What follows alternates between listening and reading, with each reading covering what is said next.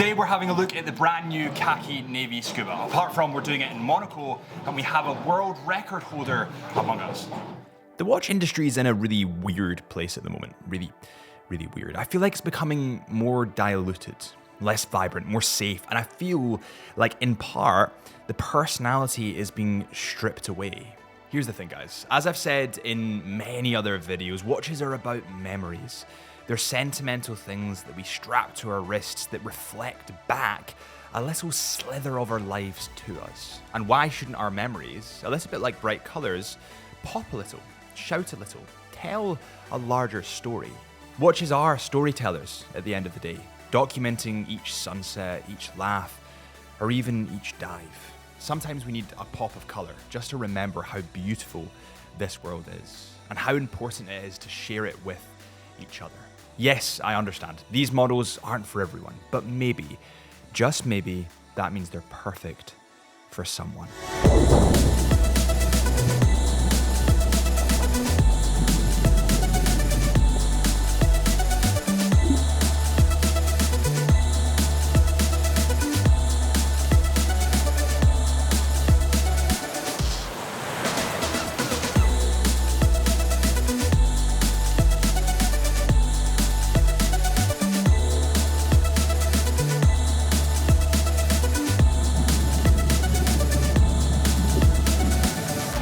Welcome back to the Chisholm Hunter channel. My name is Harrison, as always, and today we're talking about the new Hamilton Khaki Navy Scuba. And that is a mouthful, but these watches are very summery. They're very bright, they're very bold, but to a certain degree, they're actually very commercial, and they're pretty well proportioned. Let's cover everything that you need to know about these watches. So these watches come in at 40mm, and they come in at 12.95mm in thickness. For a diving watch, for a more affordable diving watch, these are actually pretty damn good proportions. Now this watch is water resistant to 100 meters, so it's not 300, it's not 200, it is 100. I would have expected a little bit more, if I'm totally honest, but when do you actually go deeper than 100 meters? I was freediving today with Pierre, who holds the world record for freediving, going to 123 meters, and I got to 6 meters.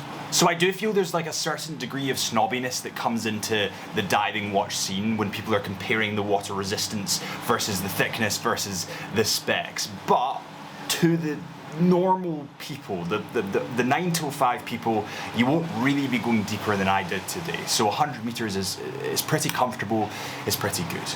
You do get 3 color options when you're looking at this watch. You either get a pink, a yellow that I have on at the moment, or an orange. Now initially, surprisingly, I actually went for the orange. They didn't have the orange, so they gave me a sample of the yellow, which is what I'm wearing at the moment. And after seeing all of them together, I'm actually pretty glad that they gave me the yellow. I think that is the best suited, especially for kind of underwater stuff. It's a very summery watch, it's a very fresh watch. It gives your look a degree of freshness, and I like that because I kind of get stuck into the trap, like a lot of people, of perhaps more plain, elegant watches and not as bold, fun watches. This is a fun watch, but I actually feel that it has the versatility aspect to be a more serious watch as well. If you were to change the yellow strap for something darker, let's say a black strap, this would go nicely with almost anything.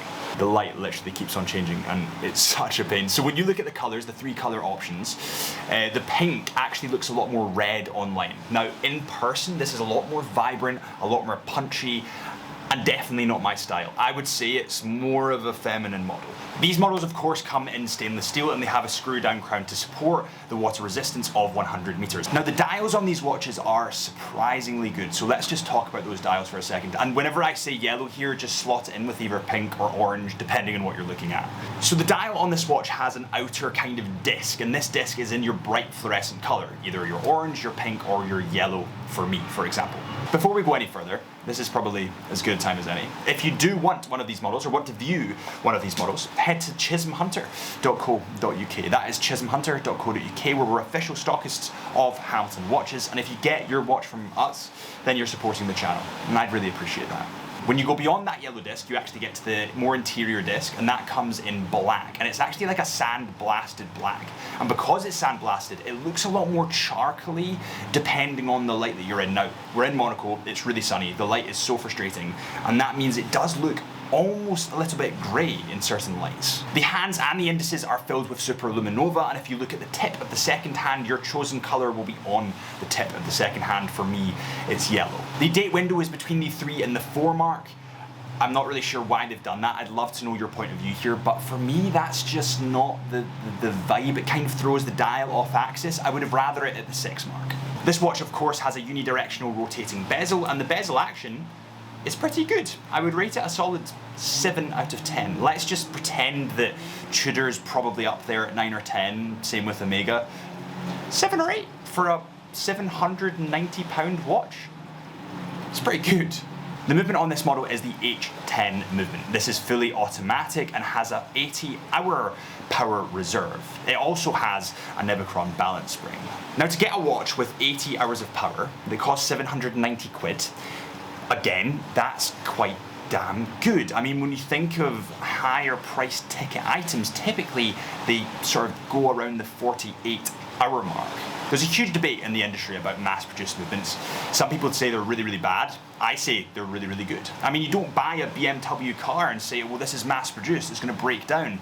No, they're extremely good workhorses of cars. They're powerhouses of cars. And that is essentially the same as a mass-produced movement. Now remember that the H10 movement is an ETA movement, and ETA is owned by Swatch. Swatch Group are humongous, and Swatch Group would not have been able to build the reputation of the ETA movement without it being extremely good. Imagine the ETA movement is like the BMW of the watch industry.